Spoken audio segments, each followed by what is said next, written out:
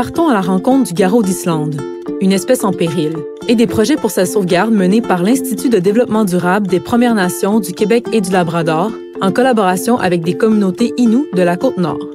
En 2003, en vertu de la Loi sur les espèces en péril du Canada, la population de l'Est de l'Amérique du Nord de ce canard a été placée sous un statut dit préoccupant. Voici quelques trucs pour le reconnaître. Le mâle garrot d'Islande arbore un plumage noir et blanc, il a une tête noire aux reflets violacés, un front abrupt et un bec court, un œil plutôt jaune et un croissant blanc sur chaque joue. Ces là sont très distinctifs. Ce croissant est la clé pour le départir de son cousin, le garrot à œil d'or. Ce dernier porte à la joue une tache blanche plutôt ronde. La femelle garrot d'Islande a une tête brune foncée, un iris jaune foncé, un bec court d'orangé vif à quasi noir, alors que son plumage est plutôt brun et gris sur le dos et blanchâtre et grisonnant sur les flancs et la poitrine. Dans la province, le garrot d'Islande se déplace selon un cycle annuel. Au printemps, il s'envole vers la côte nord pour nicher en plein cœur de la forêt boréale. La nidification se fait en terrain accidenté, à une altitude d'au moins 500 mètres. La femelle garrot choisit surtout des cavités trouvées en hauteur, dans des arbres de bon gabarit, non loin de petits lacs, de préférence sans poissons. Le garrot est un canard territorial, donc souvent un seul couple fréquente une étendue d'eau. Et à moins d'être victime de prédation, la femelle est fidèle d'année en année à son site de nidification. L'été venu, après le début de la couvaison, le mâle s'envole vers l'Arctique pour rejoindre son aire de mue, alors que la femelle demeure au sud avec les petits. Dès octobre, 95% de la population se retrouve pour hiverner dans l'estuaire et le golfe du Saint-Laurent. Les garrots fréquentent alors principalement les grandes zones de balancement des marées, rocheuses et peuplées d'algues brunes. Une espèce en danger fait inévitablement face à différentes menaces. Selon le plan de gestion de l'espèce d'Environnement Canada, ses principales menaces sont l'exploitation forestière, l'ensemencement des lacs sans poissons, les déversements d'hydrocarbures, la chasse et la contamination des sédiments. La récolte forestière détruit des nids et diminue le nombre de gros arbres avec des cavités propices à la nidification.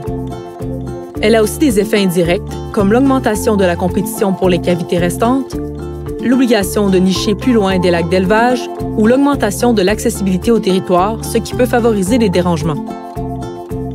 Le garrot d'Islande niche de manière préférentielle à proximité des lacs sans poissons, puisque ces milieux sont très productifs en insectes dont il se nourrit. Mettre des poissons dans un tel lac, soit l'ensemencer, détruit cette condition favorable d'abondance de nourriture, puisque les poissons mangent les mêmes proies que les garrots. Pour hiverner, la population se concentre à certains endroits dans l'estuaire du Saint-Laurent. Un déversement d'hydrocarbures pourrait y causer la mort d'une tranche importante de la population. De plus, de nombreux canards séjournent dans des secteurs aux sédiments fortement contaminés. Les effets de l'exposition des oiseaux aux contaminants sont peu connus. Le garrot d'Islande est protégé par des règlements restreignant la chasse. Cependant, le garrot à œil d'or peut être chassé.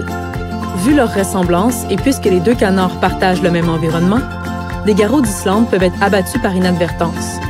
C'est depuis 2014 que l'IDD-PNQL travaille activement à la sauvegarde du garrot d'Islande.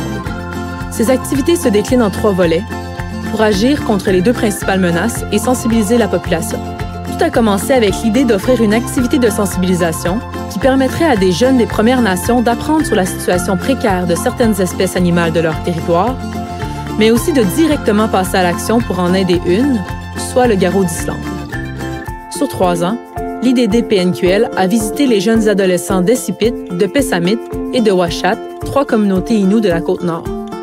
Puisqu'il est connu que les garrots s'adaptent bien aux nichoirs artificiels, l'IDD-PNQL a proposé aux étudiants et étudiantes de travailler en assemblée pour lutter contre la perte d'habitat. Les nichoirs assemblés par les jeunes ont été installés en territoire. Pour ce faire, une solide préparation s'impose. Premièrement, il faut étudier le terrain, identifier les secteurs propices à l'espèce et planifier ses déplacements et séjours en forêt. Il faut travailler en étroite collaboration avec les experts locaux au sein des communautés. Ce sont eux qui connaissent le mieux le territoire. Annuellement, des données sont collectées sur la fréquentation des nichoirs et des lacs par les garrots. Les cabanes doivent aussi être entretenues. L'IDD-PNQL travaille aussi à la protection des lacs sans poissons. Logiquement, pour protéger un maximum de ces lacs de l'ensemencement, il faut connaître leur emplacement. Certaines informations cartographiques et connaissances des experts du territoire sont disponibles, mais demeurent incomplètes. Après avoir développé un rigoureux protocole d'inventaire et obtenu les permissions nécessaires, l'IDDPNQL a pu réaliser, sur 2 ans, des sorties terrain de validation afin de confirmer ou d'infirmer la présence de poissons dans les différents lacs ciblés comme favorables pour le garrot d'Islande. Comment aider le garrot? Pratiquer une foresterie responsable, sauver les gros arbres lors de la coupe forestière. Éviter l'ensemencement des lacs en altitude où nichent les garrots. Ne dérangez pas les familles de garrots ni les nichoirs en période de nidification. Sensibiliser et informer les chasseurs afin d'éviter qu'ils chassent ce canard.